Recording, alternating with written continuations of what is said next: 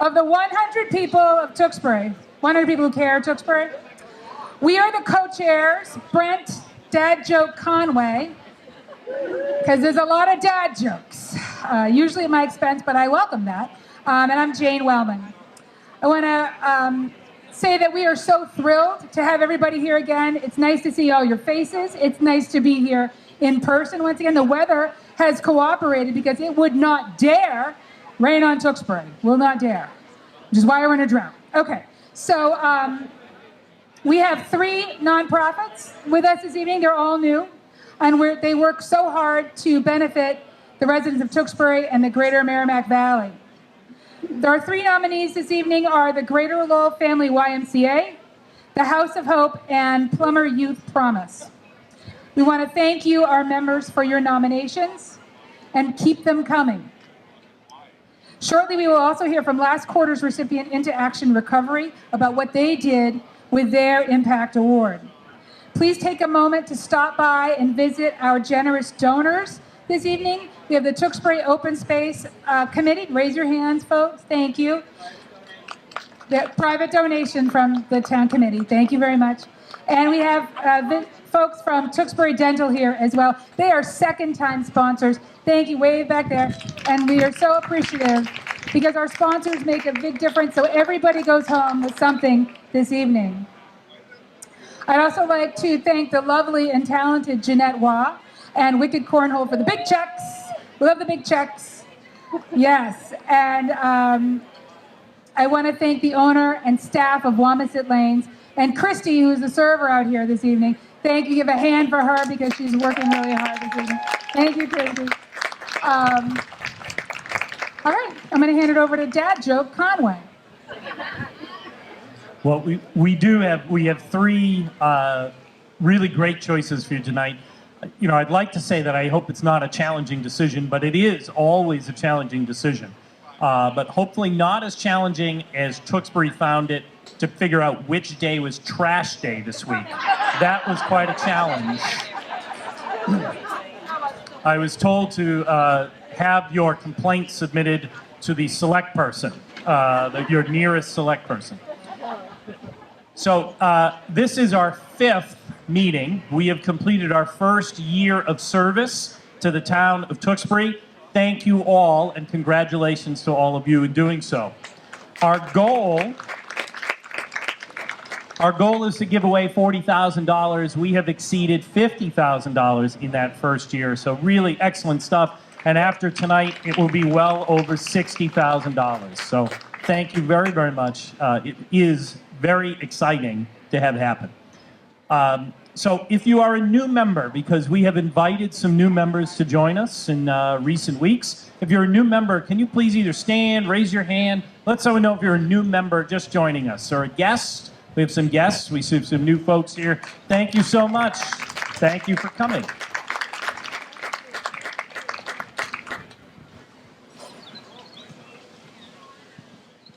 So each charity will speak for 5 minutes and answer questions for those 5 minutes. Our timekeeper, there she is. When the time comes, she's going to show you a 1-minute sign to give you a warning, because we have 5 minutes. And we do try to wrap up and be sincere to that time. And then she'll have a timepiece. And once we've heard from everyone tonight, you have your envelopes that you have that include your ballot. So we'll make sure that we immediately make your vote. We'll come around and collect those so we can count those ballots. We bring around those ballot boxes for you in case you forget. But additionally, we ask that once all the tabulation has been made and we've made the announcement of the winner, that you do either write your check or make your payment electronically very shortly after.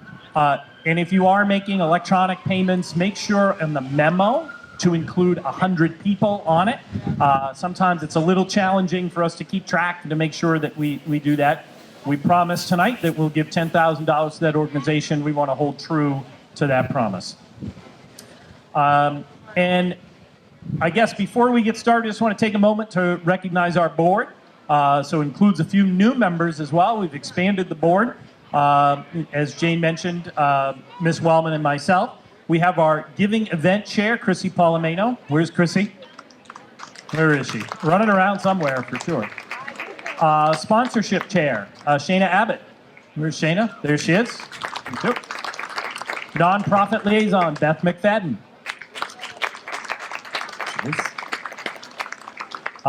Membership chair, Mary Elwood.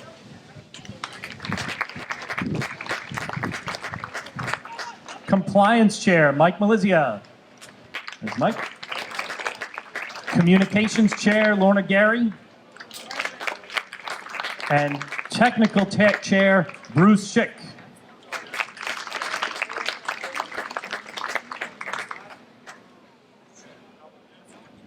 Oh, I did. I missed. And there's our member care chair, Aaron Anderson. I went right over it. All right. Aaron's new, and I didn't put enough space on my script. Thank you for that. Thanks, Aaron. All right, so please join me with a warm welcome back to Into Action Recovery. Come on up, Mary Ellen. We have Mary Ellen Cooper and Patty Jo Hanley, who are our co-founders, to tell us about what they did with their Impact Award last year. Thank you. Hello. Can you hear me? Yep. I'm Mary Ellen Cooper, and this is my sister, Patty Jo Hanley, and we are co-founders of Into Action Recovery in Tewksbury. Help me out here, sister. We are the last quarter's recipient of the 100 People Who Care Giving Circle. And first, we want to say that we are forever grateful for being chosen for this award. The money has gone to great use at our sober living home in town. We have used some of the funds to scholarship several of our clients. During the first few months of recovery, many do not have the jobs or the means to cover their rent at our home. So we review each client on a case-by-case basis and identify those in need. And we've been able to offer partial or full scholarships for the first few months as they get back on their feet. And we will never turn someone away due to the inability to pay. It's more important to us to see that people who really want help get the help that they need so they can get on the right path to recovery. And since we opened in 2018, we have had 81 men come through our program. Our efforts will surely have a positive impact for generations to come. And all of the staff who work in our home are all men in recovery themselves. We are using some of the funds from your organization to send 2 men through a substance use disorder recovery coach class. And one of these men is a manager at our house, and another is a client who wishes to pursue a career as a recovery coach. These classes will provide them special skills needed to help motivate and counsel their peers in recovery. We believe in growing our own. Our current program director started out with us as a client, and he's moved up the chain, and now he is the house program director. And our assistant managers have also started out as clients. Even once they graduate from our program, our alumni continue to stay connected to our house. They return for meetings, the Christmas party, Super Bowl parties, barbecues, and other team building events. They have formed a brotherhood of friendships that have an everlasting impact on their sobriety. And this is one of the reasons that makes our home so special. Additionally, some of the funds from your organization are being used to do some much-needed maintenance and safety repairs on the outside of the house. We've installed some railings and repaired some stone pavers that were a potential safety risk in the front of the house. And we're also going to install some much-needed lighting along the front stairs and down the main driveway. And overall, this money has helped us immensely. It's been used for much-needed home repairs, educate staff and clients, and most importantly, to save lives by providing structured and stable long-term aftercare. We're extremely grateful that you have given us this opportunity, and as a thank you to you, we did recognize your organization by listing you as a corporate sponsor at our golf tournament that was held earlier this month. And we'll continue to recognize you by putting your 100 People Who Care logo on our t-shirts at our upcoming 5K Run for Recovery in September. So on behalf of us at Into Action Recovery, we wish to thank you so much for giving us this opportunity. Thank you.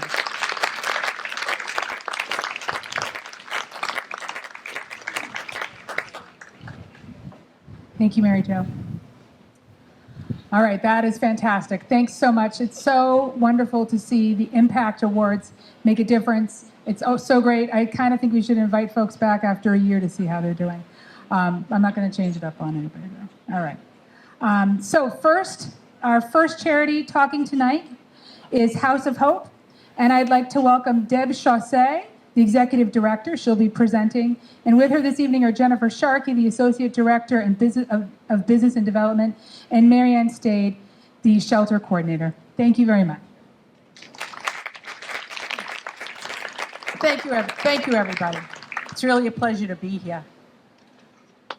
I need my glasses. Don't start the timer. More than 35 years ago, a small group of neighbors and friends got together and created House of Hope. It was 1986, and one little triple-decker could make a dent in family homelessness. Today, we still have that one little house, but we have added an 11-unit apartment building, a 2-unit building, a 3-unit apartment building, a 7-unit shelter, an 8-unit apartment building, a 31-unit shelter, a 17-unit apartment building, a second-hand shop, and an administrative education building. Thank you. 35 years ago, House of Hope served 12 homeless families with food, shelter, and clothing. Tonight, we are serving 58 families in shelter and 39 families in permanent housing, all with social services available. This massive growth did not just happen. It was planned and executed based on our understanding of the needs of homeless families and avenues of available funding. Our first strategic plan was completed in 2001, within the first year of my tenure, because I knew I needed a roadmap to grow House of Hope and to help more families. Our first commitment was to end family homelessness by creating affordable housing that also provided the supports, learning, guidance, and help that many families needed. By 2005, our first apartment building was complete, and we were committed to doing more. When we checked on our earlier plan, we realized that once again, homeless families were in great need, especially those that had special needs, like wheelchair dependence or needs for private bathrooms. It was then that the board, along with key employees, decided that if we could reach the most vulnerable homeless families, we would be willing to look at another shelter operation. That is when a former rest home with private suites and an elevator service became available. The building is over 160 years old, by the way. And we realized that that would meet our needs. That would meet the needs of so many homeless families that were currently restricted to the isolation of motels. We seized the moment and we opened up a 31-unit ADA shelter on Fletcher Street in Lowell. We remained committed to ending family homelessness and did so by bringing additional apartment buildings online, the largest one being a 17-unit building on Smith Street in a building that is also over 160 years old. We also have tried to be good Lowellians by serving our most needy neighbors, and we've never taken a property off the tax rolls. In fact, by creating apartments and collecting rents, we have actually brought formerly tax-free buildings onto the tax rolls because all rent-collecting properties are obligated to pay taxes. We have helped hundreds, likely thousands of families achieve stability. So many children have had less trauma because their homelessness was shortened and they were loved while at House of Hope. None of this could be accomplished by just a board or just a staff, no matter how committed and how amazing they are, because to build like House of Hope has built, we need friends, and allies as our neighbors, as our funders, as our consultants, as our bankers, as our teachers, and as our supporters in hundreds and hundreds of ways, big and small. This is why we are honored to be here tonight, among new friends in a new community, nominated for a $10,000 grant from 100 people who care Tewksbury. And we humbly ask that you select House of Hope as the benefactor of this gift. Tonight, 58 families will depend upon us for shelter, and 39 families have permanent homes. Please help us to do more. Jennifer Sharkey, our Associate Director, will briefly describe how we will use your grant to improve the lives of our families. We have an educational fund. But you do have time for questions. Okay. Ask that question.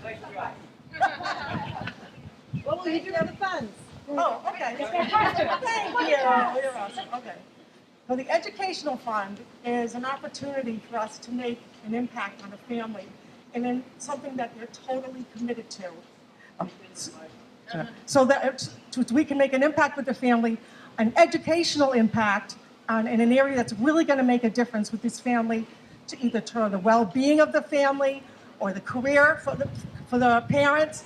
And this is a way for us to make a difference through educationally. For example, someone needs a CNA license, we can fund that. Someone needs to go to a community college, take a community college course, or finish a stream of courses, we can do that. The other thing is for the children. What if a child wants to do it in art camp? We can do art camp for the child. If it's in the best interest of the family, it'll give us the funds to do something very special, which is not only going to help them, but really make a difference in their ability to never be homeless again, to really build your life and to build a future and build a family.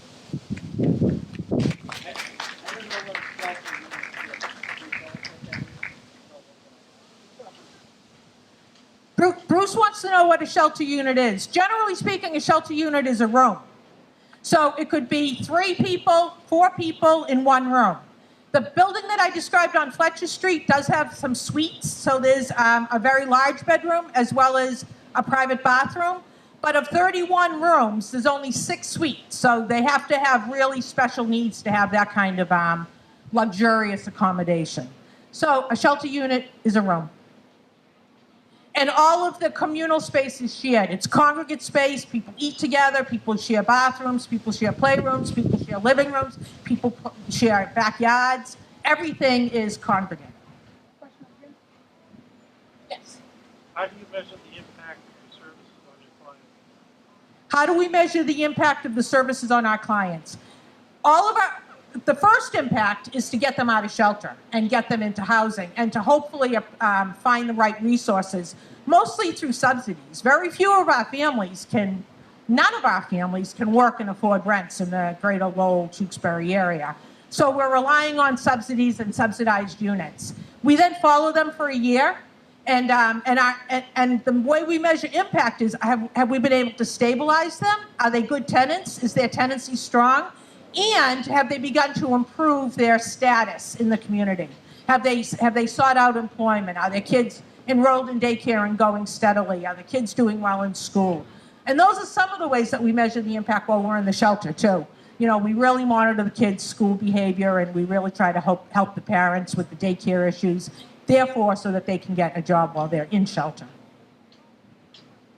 Yes?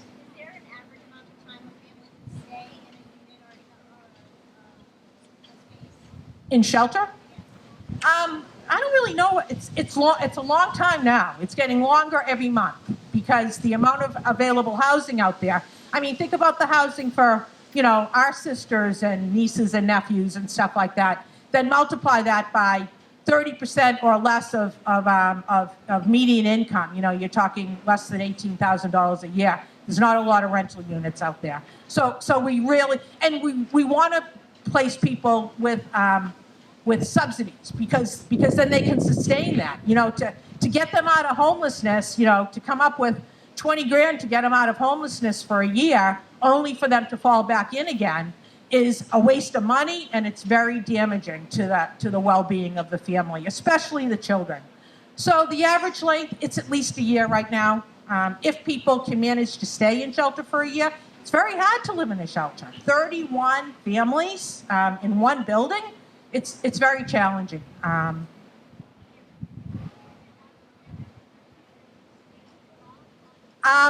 If there's anyone that ever wants to see any of our properties, we have a great website. You can see pictures of them.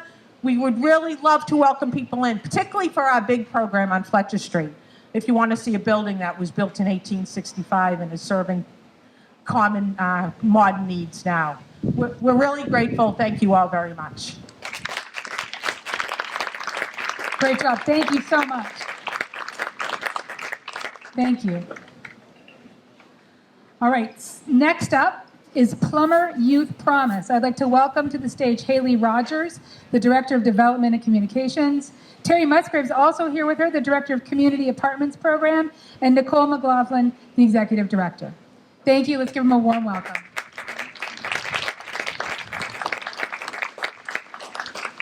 Hi, everyone. Thank you so much for having us tonight. I would like to start with a question for you all, and I'd like to see a show of hands.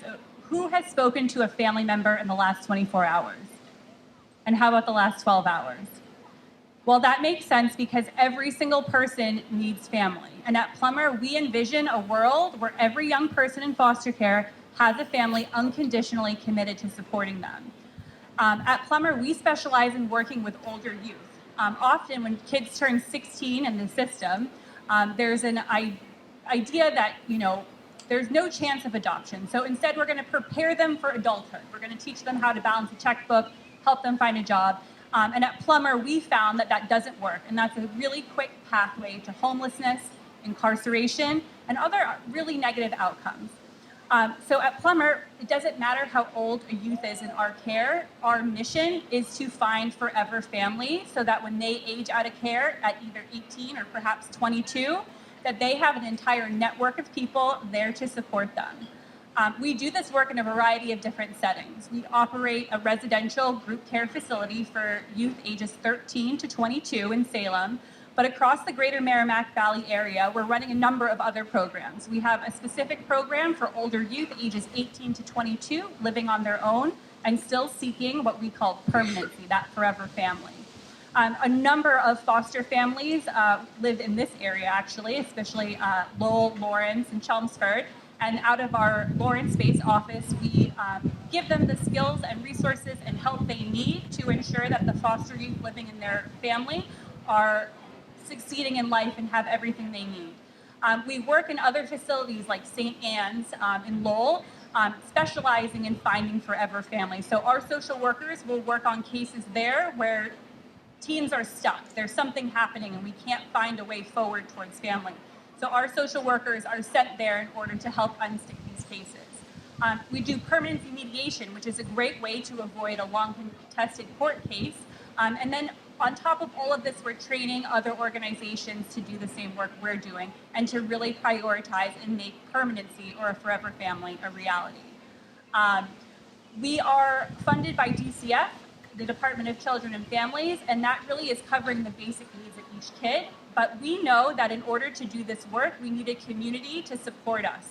And private funds from groups like 100 People Who Care allow us to not only ensure that youth have access to childhood memories that they deserve, to go fishing, to go to basketball camp, to seek art therapy, but we also use these funds to propel youth to family.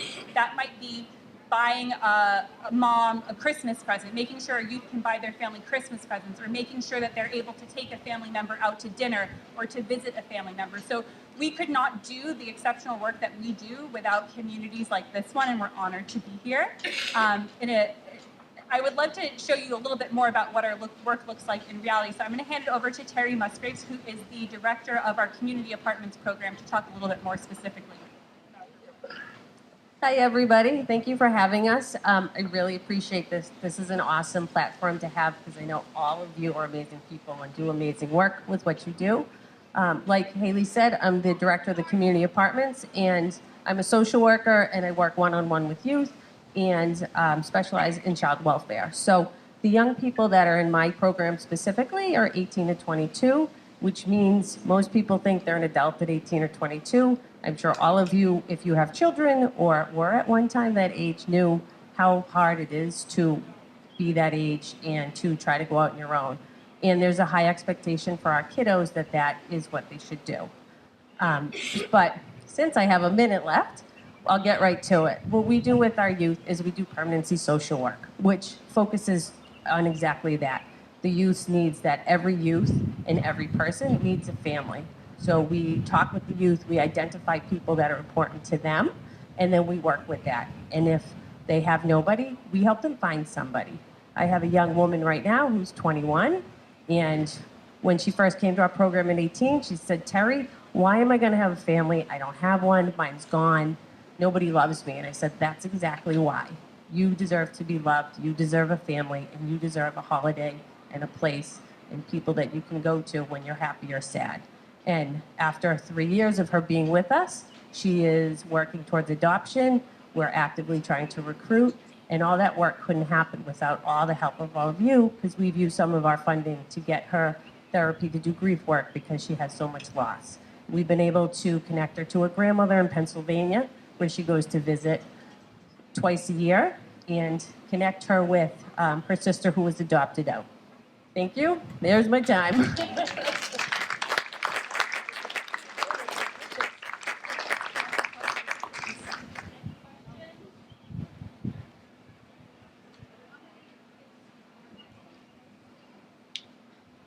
How many kids do we have that are 18 to 22?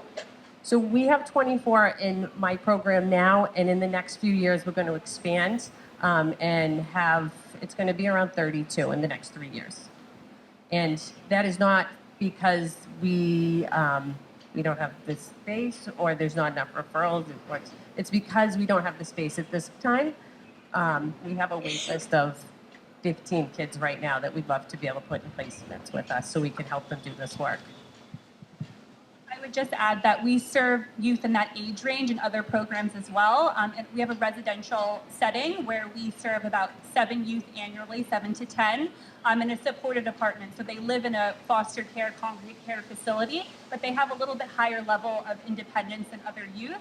And then similarly, in the program where we're working in other facilities, we work with a number of kids that are older as well. Actually, the average age of a youth in our care is 13 years old, and we work with youth ages from 0 to 22, so you can see that we really lean into and prioritize work with older youth.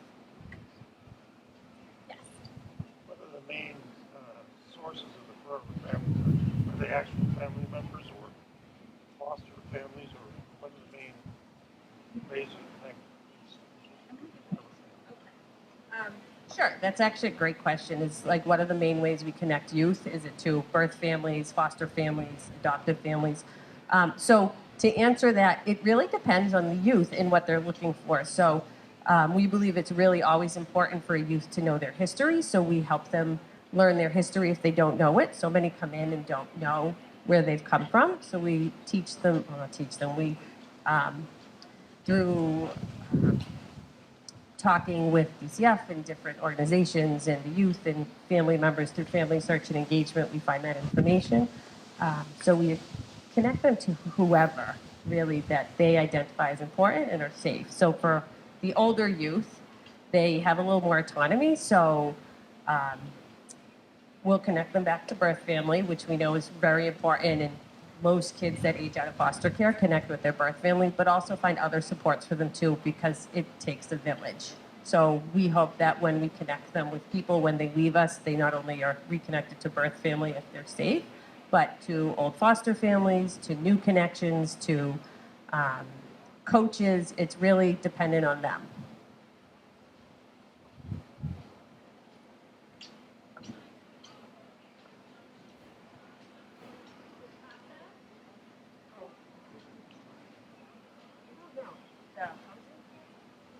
I'll have to get back to you on that. I would love to give you my business card because I'm not 100% sure, but I'll follow up on that. Thank you. What was the question? If we work in conjunction with a wonderful organization called CASA. The age group that you're saying is 18 to 20 in that area, do you help them pursue college Yes. So I didn't get to that because time is of the essence here, I guess. But so along within the program, we have permanency social workers that focus specifically on permanency, but then we have intervention coordinators that help with all of those skills. So independent living skills such as opening a bank account, learning how to cook, doing their FAFSA, attending college, learning a trade, and just learning those skills that they would otherwise have learned in a home. With that being said, we always want them to learn it from somebody that's not a provider because they learn it so much better. So we do teach all those skills, and what we would usually try to do if they're connected to a family member while they're in our program is work with the family member to do that with the youth. So, for example, I have a young woman who got her license, and what we did was we picked up an aunt who didn't have their license, drove the aunt and the youth to the driving test so that the youth didn't experience that with me, because, you know, I'm great and all, but this should be an experience they have with family members and not with providers. So we do teach that, but we try to incorporate the family into teaching those skills as much as we can, or help teach the family that so that they can help build those skills with them. Because this is all generational, a lot of the young people we work with, so we're trying to break that. So if you're a part of Plumber, everybody with you is part of Plumber, and we're going to work with everybody.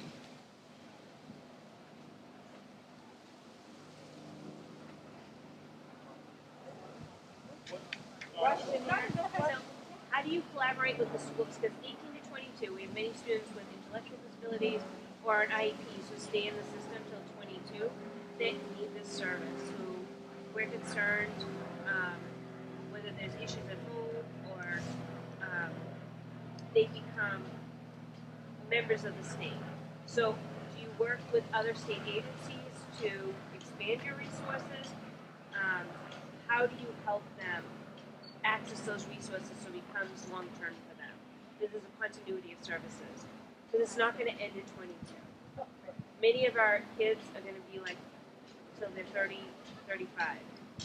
So for my program specifically, the young people that live in community apartments, they need to meet a certain level of safety criteria. So if they don't have any skills to be able to live on their own and they need 24-hour support, they would be in another program, which is our pre-independent living, and that goes up to age 21.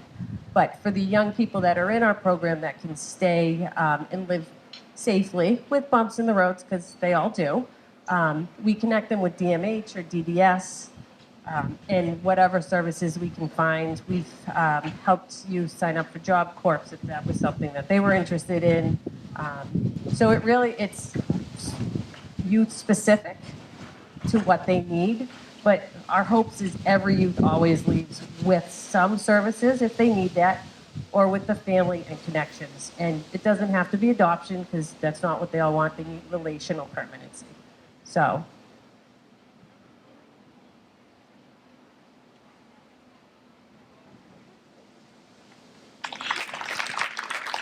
Thank you very much.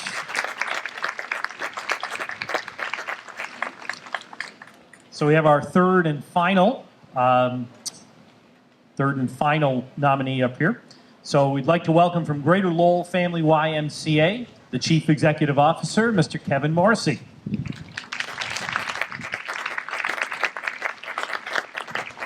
Thank you and welcome.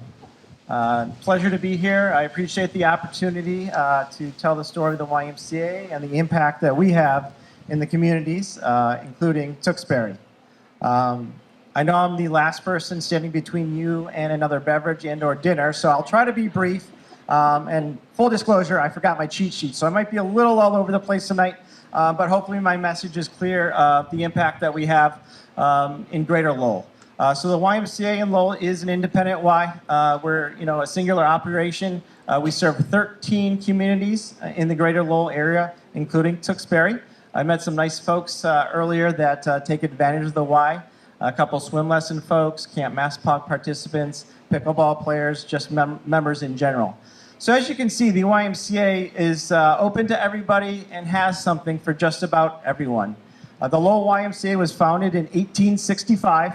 with the Christian principles of caring, honesty, respect, and responsibility.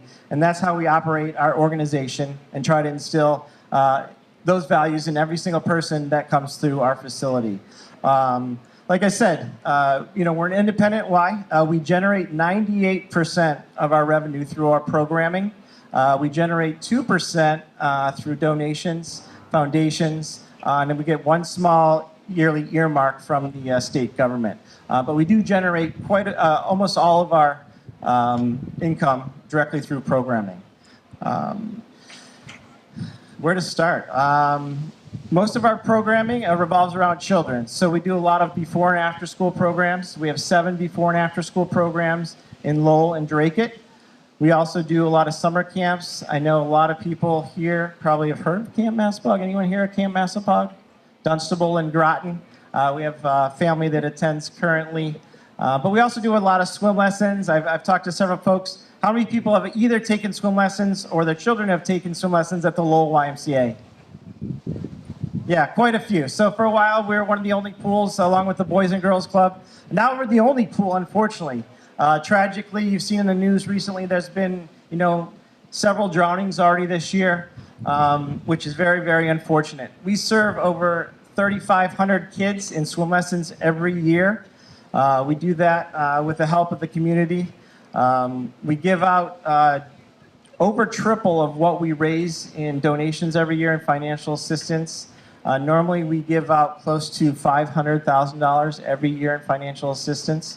85% of that goes to children and families in need. Very little goes to singular adults that we serve. So most of the impact that we have with any money raised tonight would go directly to fund scholarships. I did do a little research before I got here. We have almost 100 Tewksbury residents that are members of our YMCA as of today. And we served over 200 Tewksbury residents last year between our camps, our swim lessons, and basketball programs, any ancillary programs. So we do have a slight impact in Tewksbury. Any money raised tonight would go directly to fund scholarships specifically for kids in Camp Massapog, Lowell Kids Club, swim lessons, and such. One of the other items that we strive for is teen employment. We employ over 100 lifeguards every single summer. We manage 10 waterfronts, mostly in Chelmsford and Lowell. We do lifeguard services, town beaches in Chelmsford. Like I said, I know we have at least 3 teenagers that come to us from Tewksbury and are employed at the YMCA. So I do want to share a quick story of impact from Camp Massapog. Like I said, we've been in operation for about 35 years. Last year was an interesting 1 minute already. Wow, that was quick. So we had a young gentleman that's been coming to camp for 9 years. He's 15. He really wants to be the best counselor ever. He said, I've learned so much at camp. I've been coming. I can do this job. We generally don't hire them before they turn 16. But he's like, just give me a chance, give me a chance. We're like, no, you're going to have to come back next year.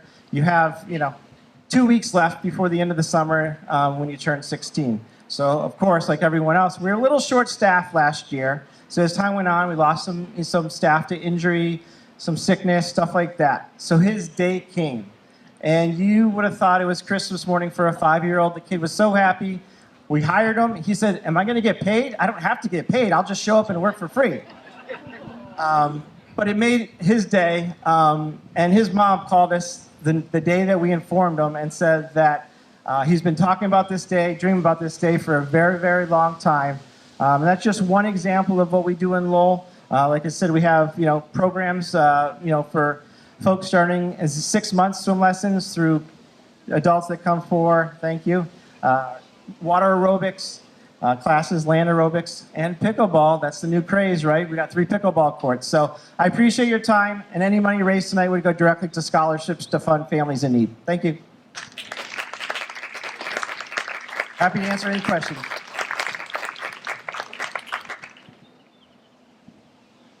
I did that good of a job? Sure. How many people are actually members? So currently we have just over 4,000 total members. And annually, we serve about 35,000 different people through programs. A lot of programs you don't have to be a member for, but we do have a lot of people coming in and out of our building. We do have group contracts with some of the shelters and whatnot in Lowell that come visit the facility. So, yeah.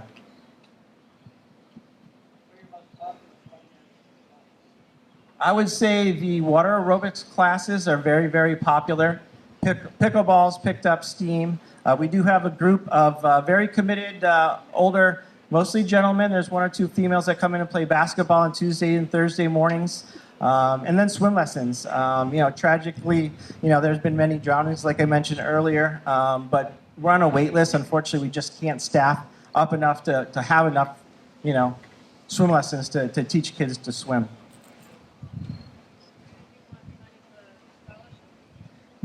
Yes, every dollar.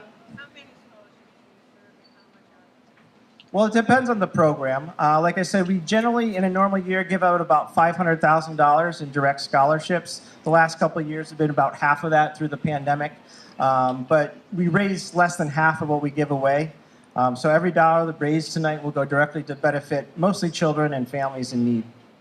Like camp asks $200 a week. So, that's an example of what might be covered with a scholarship. 50 weeks of camp. Another question? That was similar to my question was, what do you typically see scholarships? Mostly childcare, a lot of childcare, before and after school, summer camps especially. We do not turn people away for the inability to pay, but mostly childcare. We do some swim lessons. Adult membership, there are some needy folks, the senior population that needs some help for membership and or the programs that they take, either land or water aerobics. So we do a lot, but I would say 85% are for children in need, and probably 75% of that is childcare or summer camp related.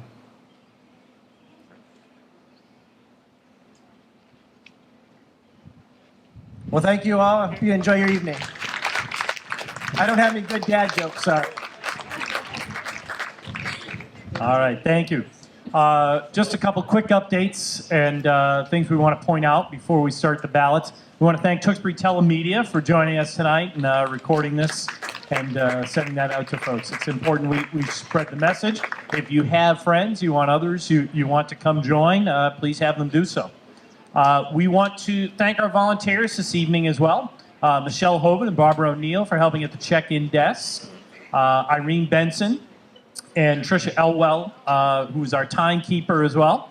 And Irene Benson helping with our new member registration.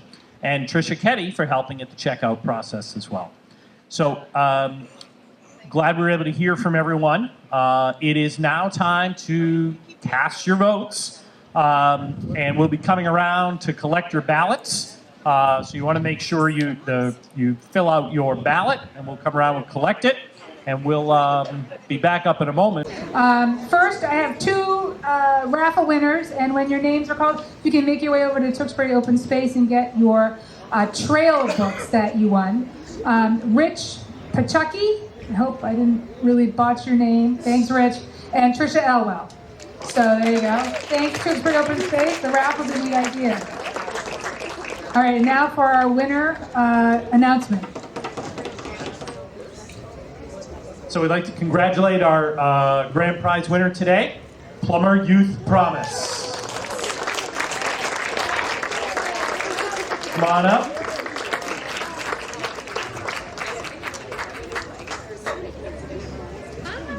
Good, how are you?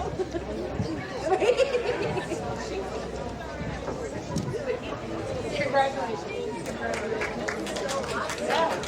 Can we have members of the board please come up? Thank you. Especially new members. Come on up. We'll take a picture.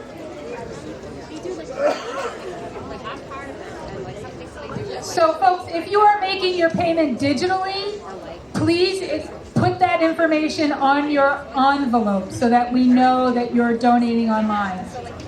All right? Thanks. Come on.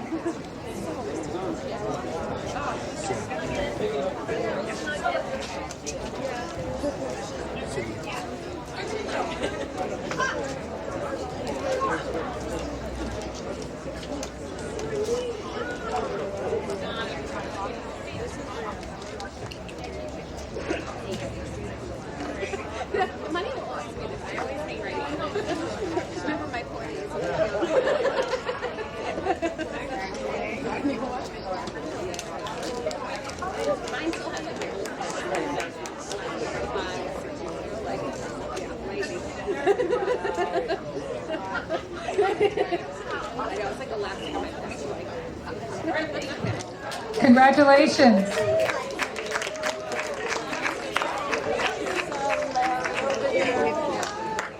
Yeah.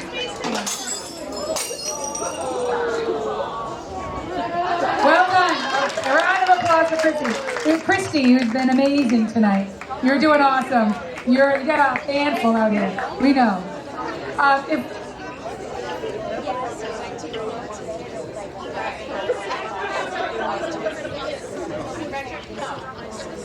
Thank you, Chrissy. When you folks are leaving, the donation boxes are on the way out. If you go out this way, please make sure you turn in your ballot. And on the little brown envelopes, please, once again, indicate your online payment or the method by which you're paying tonight, so our impact award will be felt quickly. I'd like to welcome members of House of Hope, if they're still here, to come up, and our sponsors of Tewksbury Dental to please come forward. I'd also like to remind folks, as all of you know, that you are invited to give to all of the charities if you wish to do a free will donation in addition to your impact award.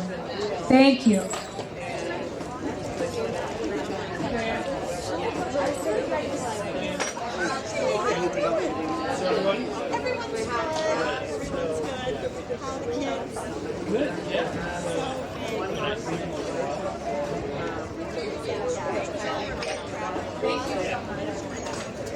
And Kevin, can you come on up from the YMCA? And we have members of the Tewksbury Open Space Committee come up with their private donation for a photo. Thank you so much.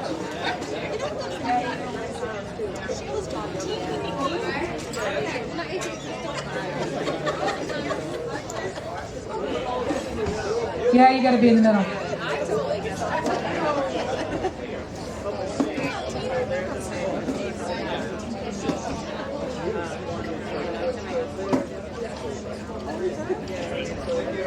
Thank you. All right, folks, that's it. We'll be back in September. I wrote the date on my script, but Brent has that now. The date. Please take a moment to mark your calendars.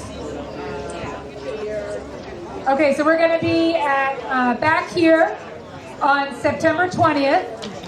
And then our December event, and everybody's going to want to come, is going to be December 13th at Tewksbury Country Club before it becomes Treehouse Brewing. So please make sure you get both those dates on there, plan for that, so you'll be free to join us once again. September 20th at Wamasett, and December 13th at Tewksbury Country Club. Make sure you can all change your nominations now. You can get your nomination changes in. Watch Facebook and email for notifications from the 100 people. If you're not getting notifications, please see a board member. If there's anything you need, please see a board member. And we thank you once again for your generosity on behalf of Tewksbury and Greater Merrimack Valley. Thank you.